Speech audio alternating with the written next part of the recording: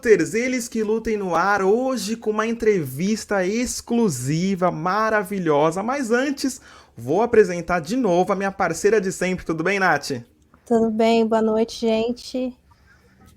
Isso aí, ó. Eles que lutem antes de eu apresentar o nosso convidado, a Nath vai mostrar o currículo dele. Sabe aquele currículo que aparece no LinkedIn? Então ela vai daqui a pouquinho ela vai falar.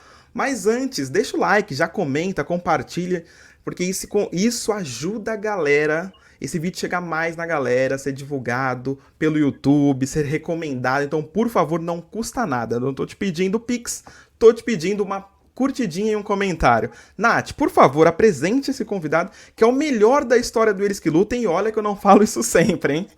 É um currículo assim incrível. Então vamos lá, gente. O Renato Terra, ele é colunista do jornal Folha de São Paulo, roteirista do programa Conversa com Bial, que todo mundo curte bastante, da TV Globo, com passagem de 8 anos pela revista Piauí, onde foi editor do site e responsável pelo The Piauí Herald, acho que não sei se é assim que se pronuncia, Isso aí. e pelo Diário da Dilma. Também comandou e dirigiu os documentários Narciso em Férias, com Caetano Veloso, O Canto Livre, de Nara Leão, e O Vale Tudo, de Tim Maia, que estão disponíveis no Globoplay.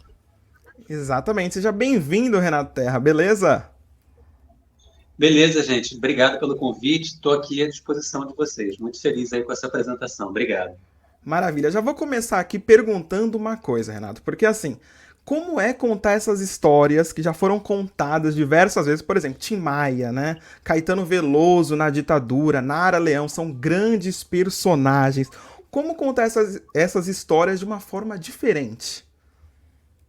Então, eu tive o privilégio, quando eu fiz o meu primeiro documentário, há quase 13 anos atrás, que se chama Uma Noite em 67, que é sobre a final do Festival da Record ali de 67, eu tive o privilégio de trabalhar, de ter o João Moreira Salles como produtor do documentário, e tive também o privilégio de conviver muito ali com o Eduardo Coutinho e com a Jordana Berg, que foi a montadora desse meu primeiro filme, e depois ela virou montadora de todos os outros filmes que eu fiz. E foi uma universidade que eu fiz ali, foi uma faculdade, só com gente que é muito talentosa. Talvez o João e o Coutinho sejam os dois maiores documentaristas brasileiros. E ali eu aprendi muita coisa, e uma das primeiras coisas que eu aprendi é que a forma do documentário é tão importante quanto o tema que você escolheu. Muita gente acha que escolher um grande tema, vou falar da violência, vou falar da pandemia, vou entrevistar pessoas e vou colocar imagens de arquivo, e eu tenho ali um pouco no formato de uma reportagem, então eu tenho um bom documentário escolhendo um bom tema. E eu aprendi lá no começo que isso não é suficiente, que escolher a maneira como você vai contar, a maneira como você vai narrar o seu filme, é tão, ou às vezes mais importante do que o tema que você escolheu. Porque às vezes um bom documentário, ele te cativa, ele te conta a história, uma história trivial às vezes, mas o jeito que ele conta é tão cativante que ele te ganha, e é um bom filme, se transforma num bom filme por isso. Então, para contar essas histórias que você está citando, eu fui tentar entender qual era a melhor forma de se contar cada um desses casos. Eu até lancei recentemente agora um curso de documentário em que eu me aprofundo em todas essas questões. Quem quiser entra lá no renatoterra.com.br para saber um pouquinho mais. Mas eu vou falar um pouquinho desses três filmes que você pediu. O Narciso em Férias, ele fala do período que o Caetano Veloso teve preso durante a ditadura militar brasileira. Ele foi preso em dezembro de 68. E é uma história triste, é uma história solitária, é uma história densa. E eu não queria fazer um filme que fosse... Ele ficou preso junto com o Gil, com o Gilberto Gil, e foi visitado na prisão pela Maria Bethânia, encontrou com o Perfeito Fortuna na prisão, mas eu não queria que fosse um mosaico de pessoas contando histórias da prisão. Então, fui pensando, junto com o Ricardo Calil, que dirigiu esse filme comigo, como a gente poderia pensar na forma desse filme. E a forma que a gente pensou foi a seguinte: a gente levou o Caetano para um cinema abandonado que tem aqui no Rio de Janeiro, na Cidade das Artes, que tem aquele aspecto cinza, que não é uma prisão, mas ele remete até meio que poeticamente a uma prisão, Sim. e a gente trouxe essa atmosfera para o filme. E a gente foi... isso eu aprendi muito com o Eduardo Coutinho. Quanto mais você tira do cinema, você tira a trilha sonora, você tira outros depoimentos, você tira inserção de imagem de arquivo, você tira movimento de câmera. Quanto mais você tira, o que sobra fica com muito mais relevância. Então a gente optou por fazer um documentário em que o Caetano Veloso, ao relatar a história da prisão dele, tivesse só o depoimento dele.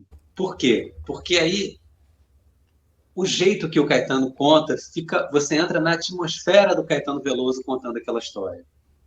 Um gesto dele, um olhar dele, uma pausa dele, tudo isso ganha uma amplitude muito maior porque a gente tirou todos os elementos, todos os outros elementos. Então, isso funciona porque o Caetano, além de um gênio musical, é um grande orador, é um grande contador de história. Então, muita gente que viu o filme foi falando assim, cara, eu fui ver um filme e sabia que era só o Caetano contando a história dele, mas eu fui montando toda a história na minha cabeça, o carcereiro bonzinho, o Caetano vai contando de um jeito ali que a história é feita na cabeça do espectador. E isso é uma coisa que eu aprendi muito com a Jordana Berg, que é confia no espectador. O espectador vai saber fazer as conexões, você não tem que dar tudo mastigadinho para ele. Não precisa Então, o subestimar, Narciso em né? Férias, isso, não subestimar o espectador. Então, o Narciso em Férias, a gente optou por essa forma, que era só o Caetano dando um depoimento sobre a prisão dele, e às vezes o filme é tedioso, às vezes o filme é um pouco arrastado, porque a prisão do Caetano remete um pouco a isso. E aí, o Canto Livre de Nara Leão, que é uma série de 5 episódios que está no Globoplay. Também a gente tem, essa eu dirigi sozinho. Eu tentei trazer o tom da Nara para a série inteira. A Nara era uma pessoa que falava coisas muito contundentes de uma maneira muito elegante, de uma maneira sem aumentar o tom de voz. E ela foi uma pessoa que foi muito importante em vários momentos da cultura brasileira. Ela foi pioneira ali da Bossa Nova, ela depois rompeu com a Bossa Nova, foi fazer o show Opinião, foi o primeiro show grande de protesto depois da ditadura militar. Depois ela gravou Roberto e Erasmo, quando parte da MPB torcia o nariz para isso. Então, era uma mulher, uma artista que estava sempre um pouco à frente dos outros, sempre abrindo caminhos ali. E ela tinha um jeito dela de contar essas histórias. Então, a gente trouxe a Nara, protagonista dessa história, e todas as pessoas que a gente escolheu para dar depoimento tinham que ter um pouco do tom da Nara. O Roberto Menescal tem, o Chico Buarque tem, a Marieta Severo tem, o Cacá Diegues tem. Todo mundo tem uma certa elegância na maneira de contar as histórias, um certo humor inteligente. Não tem ninguém histriônico na série, então a série tenta trazer um pouco desse tom da Nara o tempo todo. Quando eu fui fazer também o Vale Tudo com o Tim Maia, aí é o oposto, aí é o porra louquice do Tim Maia. E aí essa eu dirigi com o Nelson Mota e a gente escolheu não ter depoimento. O formato que a gente escolheu era só a imagem de arquivo do Tim Maia, uma certa overdose de Tim Maia o tempo todo, porque o Tim Maia era isso, ele era o excesso de talento, ele era o excesso de peso, ele era o excesso de piada, ele era o excesso de humor, ele era o excesso de tudo, então a série tinha que, na forma dela, trazer esse excesso. Então, estou dando exemplo aqui de 3 maneiras diferentes, 3 formas diferentes que eu escolhi para contar 3 histórias diferentes de 3 personalidades diferentes. Isso tudo, só para terminar essa primeira resposta, ela é amarrada em um raciocínio que o João Moreira Salles me falou lá no começo da minha carreira, lá numa noite de 67, que foi o seguinte, o João me falou o seguinte, o bom documentário, ele não é aquele que quer te ensinar as coisas. Para isso a gente tem a Wikipedia, para isso a gente tem a internet. O bom documentário é aquele que te provoca uma experiência. É aquele que você se conecta com alguma atmosfera, que você se conecta com o filme. Então, isso eu sempre tentei questionar e trazer a forma dos documentários para trazer essa experiência que eu aprendi com o João. Maravilha. Olha, quando o convidado é de elegância, de garbo e elegância, é outra coisa, né, Nath? Tem pergunta? Eu quero parabenizar pelos trabalhos e eu acho que todas as ideias e intenções que você teve ao produzi-los estava lá. Eu assisti o Narciso em Férias e tem momentos ali que é muito emocionante, parece que você está sentindo tudo junto ali com o Caetano, é tudo muito intenso. E o do Tim Maia eu achei muito impressionante a maneira como foi escolhida para ser contada aquela história, porque assim, eu tenho menos de 30 anos, mas Tim Maia, a gente escuta as músicas, pô, anima pra caramba, mas assim, eu sempre vi a mídia sempre mostrando o lado mais excêntrico do Tim Maia, os exageros, que ele não comparecia e tudo mais, e eu achei muito interessante a maneira como foi construído o documentário, porque foram todas imagens de arquivo, mas ali eu consegui ver um Tim diferente, ele mais intimista, contando da vida dele de uma forma que eu confesso que eu nunca tinha visto na mídia, a forma como as músicas foram ganhando corpo, foram fazendo sucesso, então a forma como foi construída foi muito interessante. Então eu acho que para quem conhece só o lado que a mídia geralmente mostra para gente, vale muito a pena assistir, porque eu adorei. Foi um jeito muito diferente de ver um pouco mais do Tim Maia. Então, parabéns, viu? Pô, obrigado. Fico muito feliz de ouvir isso, porque eu acho que essa era a principal intenção da série. Tim Maia era um gênio absoluto musical. A gente teve um cuidado muito grande de restaurar algumas músicas dele, encontrar algumas apresentações ao vivo do Tim e deixar essas apresentações na íntegra para que você pudesse, como eu estou falando, assim, ter a experiência do que era o som do Tim Maia. Isso eu aprendi muito também ao longo da minha carreira, principalmente com a Jordana Berg, a usar as imagens de arquivo não de uma maneira utilitária, como se alguém citou, o Tim Maia era muito doidão, aí você bota uma imagem do Tim Maia doidão de 3 segundos só para ilustrar o que a pessoa disse. Não, não é isso. Eu fui aprendendo com a Jordana que a imagem de arquivo no documentário, ela também conta uma história, ela não só ilustra o que a pessoa está dizendo. Então, quando a gente opta por botar uma música inteira do Tim Maia ali, um show dele, ou tudo ali, eu acho que o bom documentarista ele tem que saber olhar as coisas com um olhar muito afiado. As imagens de arquivo, você tem que olhar elas, prestar atenção na roupa que a pessoa está usando, no jeito que a pessoa está falando, e tudo isso vai te ajudar a criar essa atmosfera que eu estou falando. Voltando um pouquinho ali ao Canto Livre de Nara Leão, por exemplo, a gente queria, em algum momento, criar uma atmosfera do que foi o mítico apartamento da Nara Leão ali em Copacabana. E aí, para isso, a gente usou uma sequência de fotos que a pesquisadora a Priscila Cerejo encontrou. A gente colorizou essas fotos, que aí deu para ver a estampa dos vestidos, deu para ver que tinha gente com uísque na mão, deu para ver tudo isso. E a gente foi botando em off ali o áudio das pessoas que estavam ali presentes, lembrando daquelas reuniões, e a gente foi botando ali barulho de pessoas falando, barulho de copo batendo, porque você simula um pouco daquela atmosfera do ambiente da casa da Nara. E para mim é muito mais interessante simular as coisas e criar as atmosferas do que botar alguém dando um depoimento dizendo: a casa da Nara Leão era maravilhosa, os artistas se encontravam.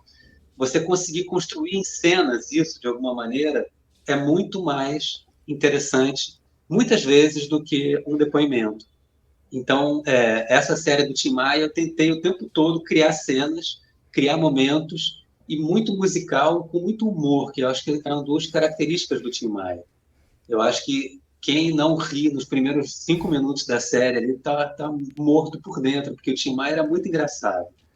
E é uma série que eu acho que mexe muito com as pessoas. Eu ouvi muita gente falando que aumentou o som, apagou a luz, começou a dançar durante a série.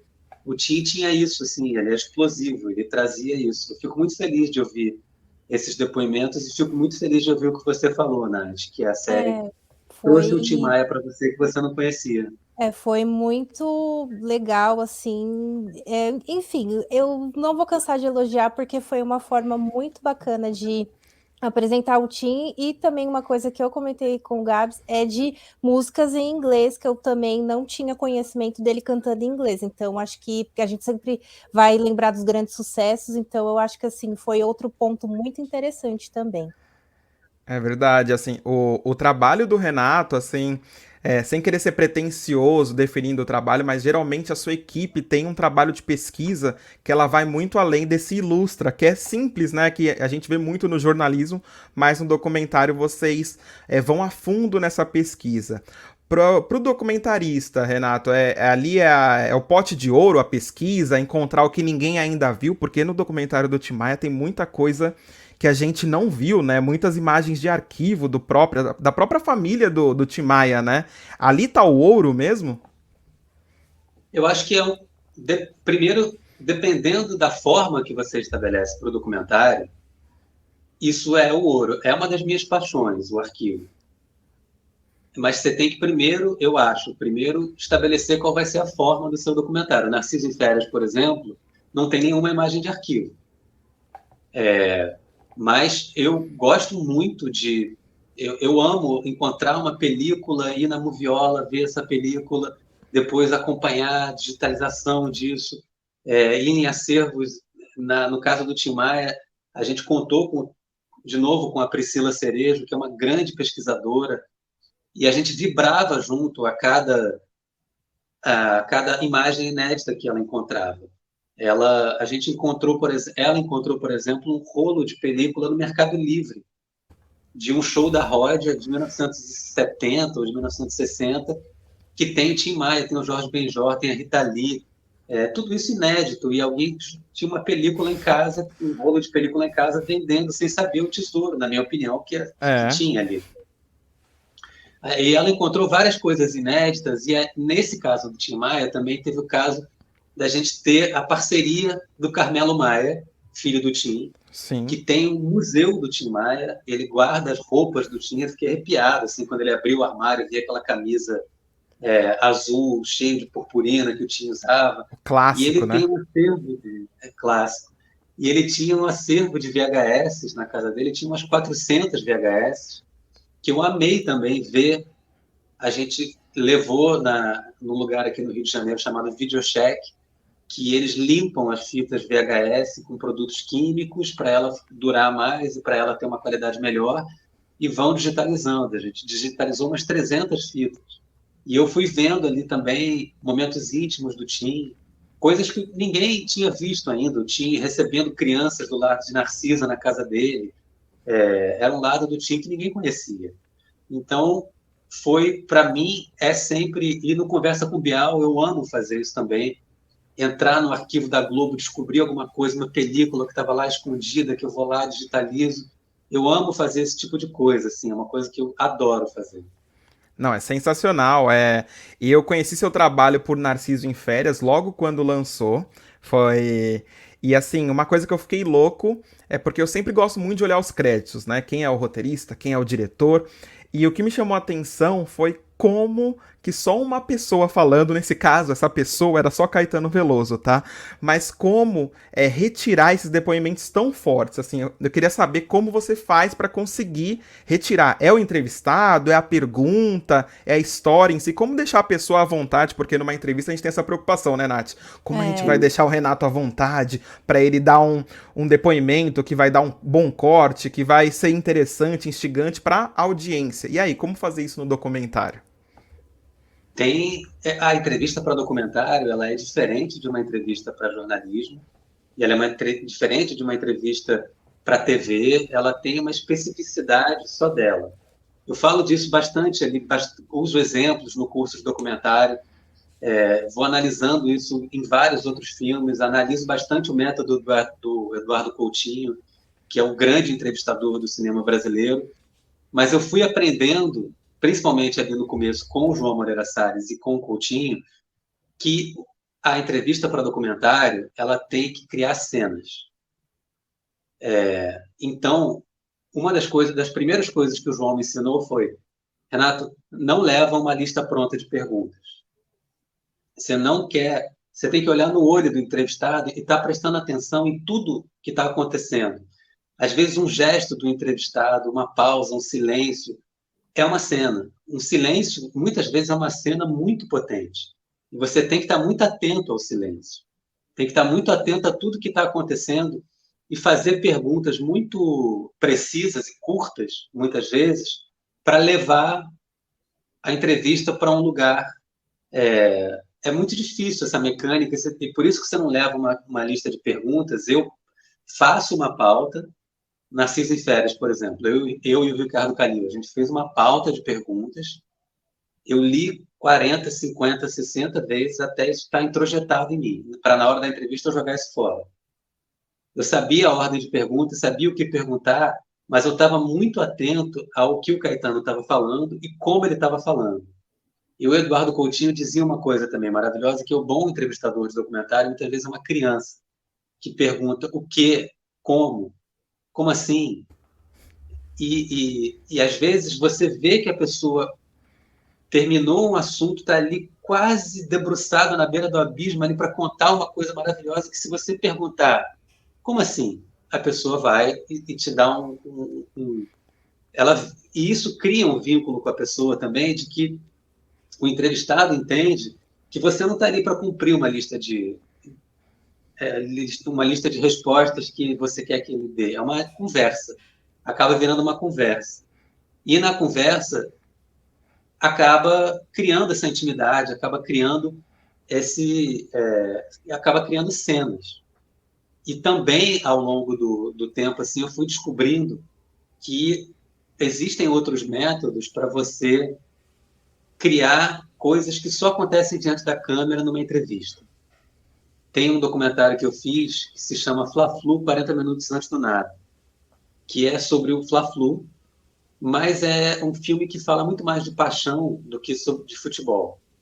Então, é um filme que ele agradou, quando foi lançado, não só os torcedores do Flamengo e do Fluminense, mas quem tem algum interesse por futebol, pela paixão, pelos símbolos, pela mística, pelo Maracanã, por uma porção de coisa. E uma das maneiras que eu bolei ali para fazer as entrevistas desse filme, a gente fez. Primeiro, eu fiz uma pesquisa muito grande para encontrar torcedores absolutamente apaixonados pelo Flamengo e pelo Fluminense. Tem um torcedor do Fluminense, por exemplo, que deixou de ir no próprio casamento para ir no Fla-Flu. Então, a gente encontrou muitos torcedores absolutamente apaixonados e jogadores marcantes, o Assis, o Zico, Romário, que tiveram uma presença marcante nos Fla-Flus. E aí, na hora de fazer as entrevistas, eu torço para o Fluminense. Eu convidei o Luiz Antônio Riffe, que é um grande jornalista que torce para o Flamengo. E aí, quando a gente ia entrevistar, por exemplo, um torcedor do Fluminense, eu botava a minha camisa do Fluminense, o entrevistado botava a camisa do Fluminense, a gente pegava tudo na casa dele que tinha de Fluminense e armava um cenário para dar a dimensão da paixão dele.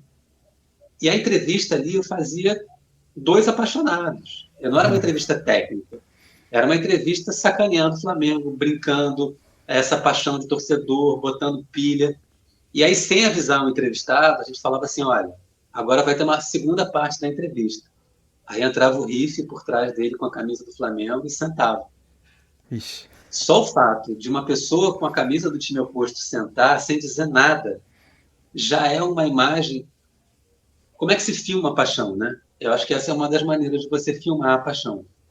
Teve gente que chorou, teve gente que se levantou, teve gente que... E muda totalmente o tom da entrevista. Eu fazia a mesma coisa também quando ele entrevistava algum torcedor ou jogador do Flamengo, eu vinha por trás e sentava com a camisa do Fluminense na frente. Então, a entrevista para documentário, ela tem que acontecer diante da câmera. Ela tem que criar cenas, e para isso você tem que estar muito atento. Legal, muito bom, muito bom. Essas maneiras assim, de a gente saber os bastidores é bem interessante. E aí, Nath, mais perguntas? Bom, eu queria que você contasse um pouco pra gente como é que foi dividir o processo do documentário com o Nelson Motta, que, nossa, enfim, né? Dispensa comentários, né? Como é que foi esse processo? PhD em Timaya, né? Um cara que. Se tem alguém que entende de Timaya, é Nelson Mota, né, Renato?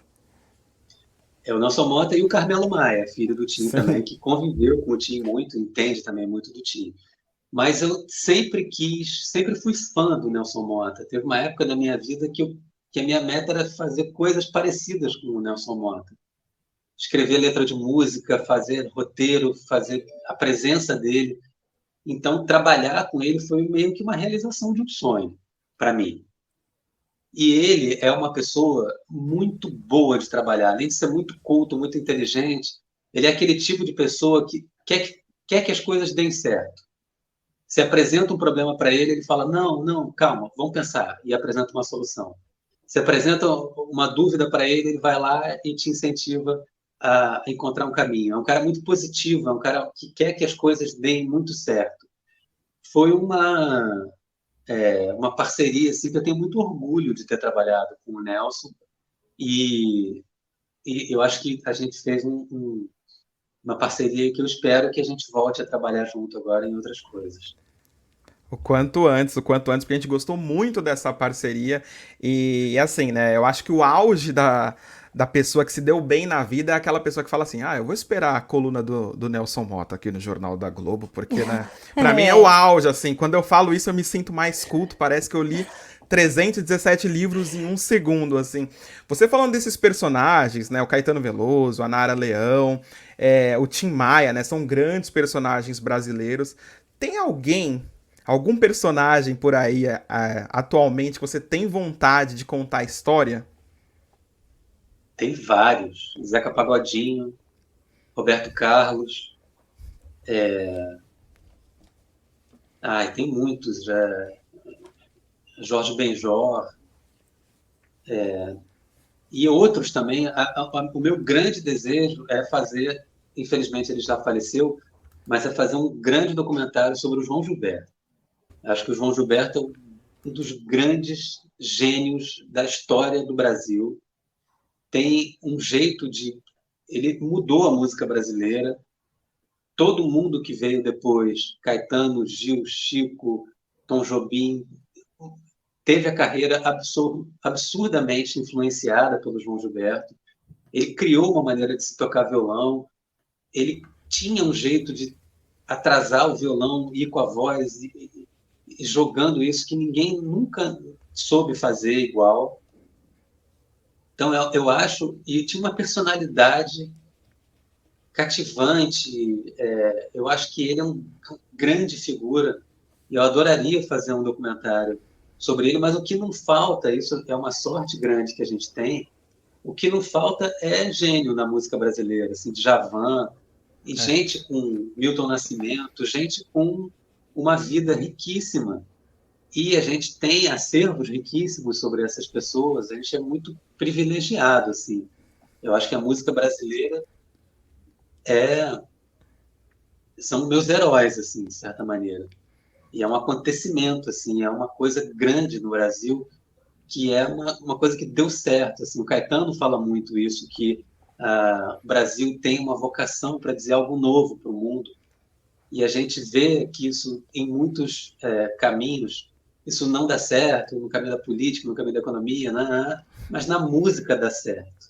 A Sim. gente tem coisas novas e a gente muitas vezes está na vanguarda, mas muitas vezes a gente tem uma tradição e consegue manter essa tradição de samba, de frevo, de maracatu, de carimbó, de uma porção, uma riqueza musical de forró, uma riqueza musical tão grande que esse terreno de documentário musical é infinito. E o Renato talvez não saiba, mas aqui no Eles que Lutam a gente gosta de uma polêmica, então vou te jogar numa enrascada que é: tem algum personagem controverso, né? O Globoplay teve o Castor de Andrade, que foi um baita documentário também, que é um personagem no mínimo controverso. Tem algum personagem controverso que você olha e fala: pô, daria um ótimo documentário?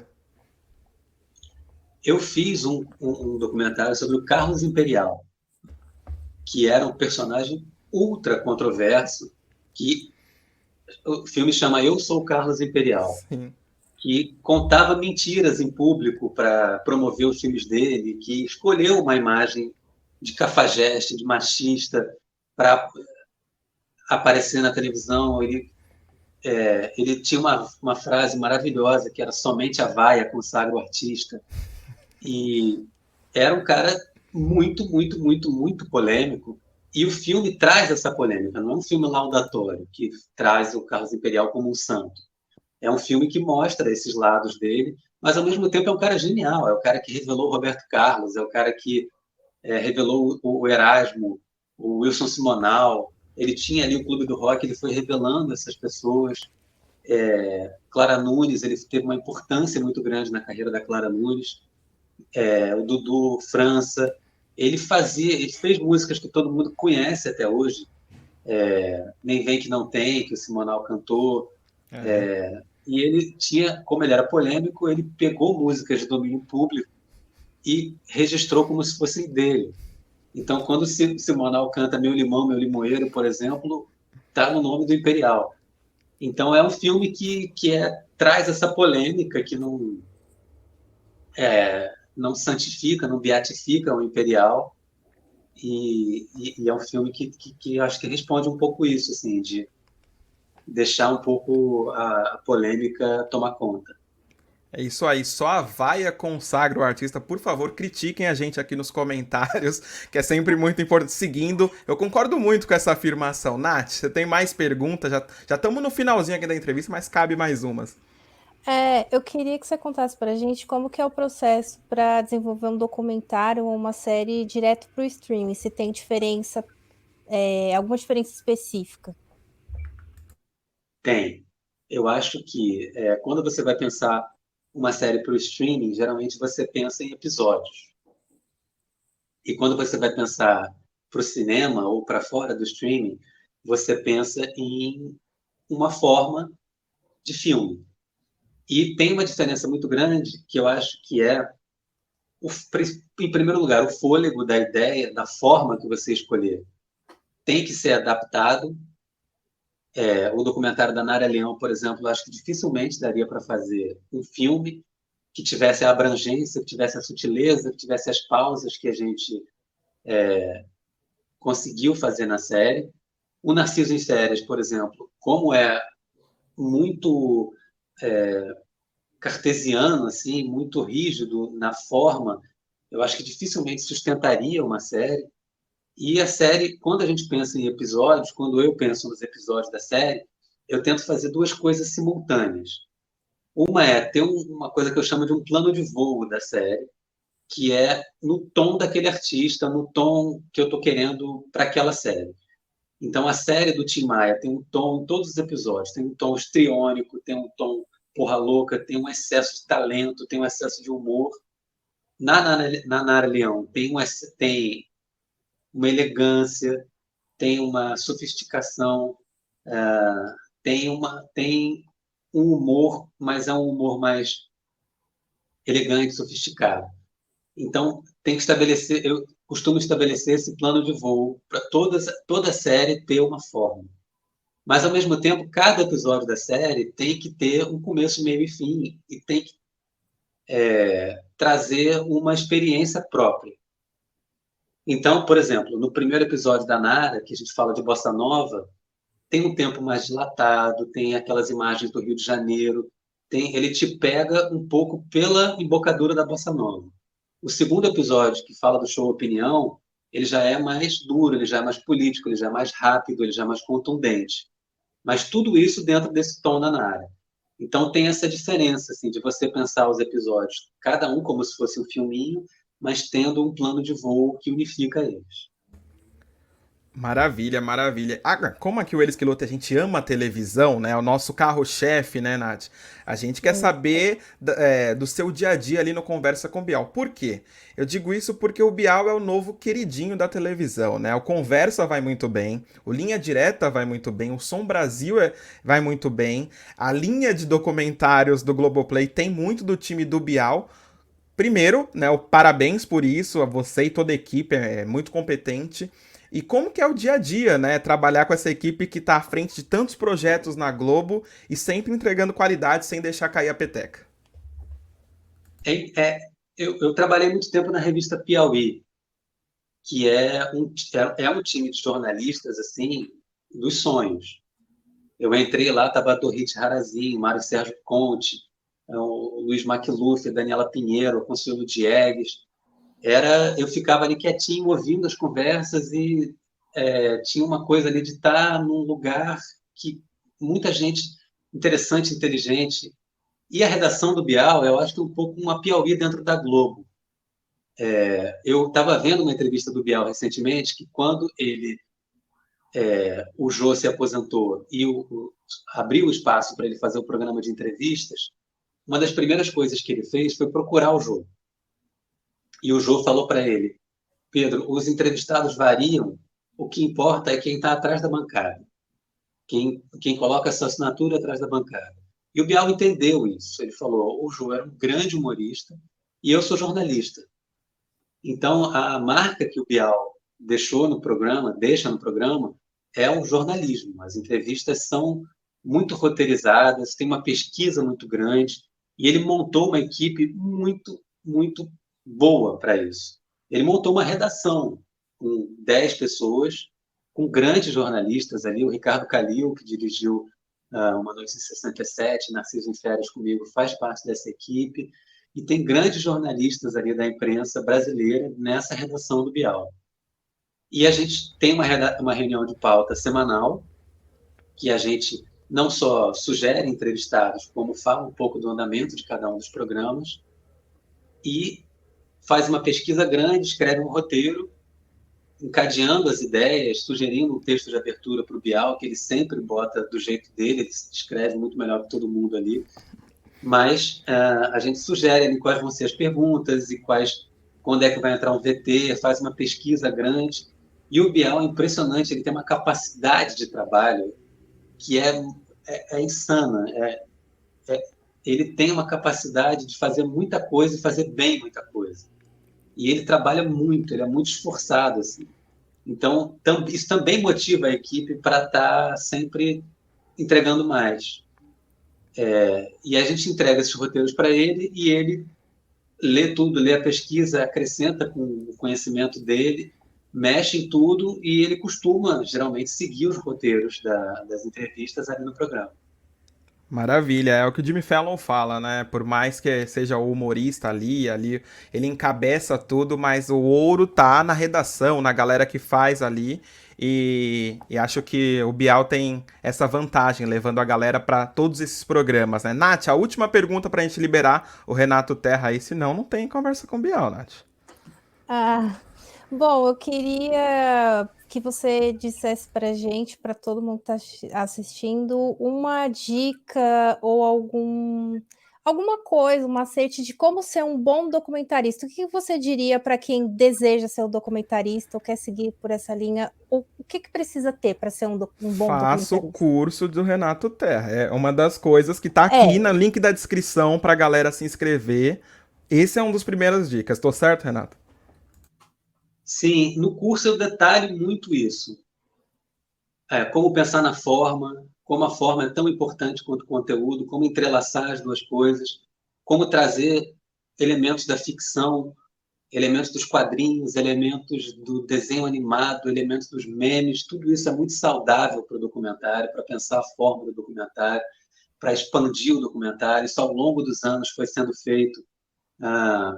Quando se cria o cinema direto, que é uma câmera acompanhando os acontecimentos, o jornalista fazendo o documentário, você cria uma nova maneira de fazer. Quando entra depois o antropólogo fazendo documentário e ele começa a pedir para as pessoas encenarem algumas coisas, já é outra maneira. Então, sempre que alguém com uma cabeça nova, fresca e criativa começa a fazer documentário e quebra um pouco das regras, isso é muito saudável. Eu acho que o documentário é o campo de cinema onde se tem mais espaço para criação, onde se tem mais espaço para arriscar, onde se tem mais espaço para pensar maneiras diferentes de se contar a história, e isso me fascina muito. Então, eu acho que primeira coisa não, mas uma das coisas que as pessoas têm que pensar, eu acho, na hora de fazer um documentário, até na hora de ver um documentário, é na forma. Eu acho que tentar, quando se conecta a forma e o conteúdo, você consegue contar a história sem cair naquela maneira mais fácil que muita gente cai, de botar depoimentos, imagens de arquivo e a história tá pago ali, está contado. Documentário não necessariamente é jornalismo. Tem muita gente que faz bons documentários jornalísticos, mas não necessariamente é jornalismo. Então, é cinema. E como bom cinema e como um bom filme, ele cria cenas, ele cria sensações, ele cria uma experiência. Eu adoro a sensação de quando eu vou ver um filme, seja documentário, seja ficção, de sair da sala de cinema e você sai da sala de cinema e você fala, putz, eu vim de carro, eu vim de ônibus, eu vim de táxi. Você demora um pouquinho para se conectar com o mundo real, porque aquela experiência na sala de cinema ali foi tão marcante para você que isso para mim é um bom filme, seja documentário, seja ficção. É isso, gente. Aula gratuita. Essa é a primeira aula do curso aqui do Renato, que foi gratuita. Então, por favor, já que vocês não vão pagar nada, deixa o like, comenta, siga o Renato Terra. Vou deixar todos os links aqui na descrição. E também, se você se interessou, despertou algo em você, vai lá no curso do Renato, que vale muito a pena. E assim, a obra dele também, boa parte, tá no Globoplay, dá pra assistir, dá pra apreciar, então vale muito a pena. Muito obrigado, Renato. Você se divertiu aqui nesse papo, pelo menos? Eu me diverti muito e eu esqueci de dar uma informação importante, que durante todo o mês de julho o curso vai estar com 50% de desconto, para justamente aproveitar as férias. Muita gente que assinou o curso era estudante, então eu quis aproveitar as férias para dar esse 50% de desconto. Me diverti muito, adorei as perguntas, adorei participar. Muito obrigado. Muito obrigado. É isso, né, Nath? Agora vamos embora também, que falamos bastante, mas que aula, hein? Que aula. Muito obrigado, gente. Vocês sabem, né? A gente só comenta, eles que lutem. Valeu, pessoal. Tchau, tchau. Tchau, tchau. Tchau, gente. Obrigado.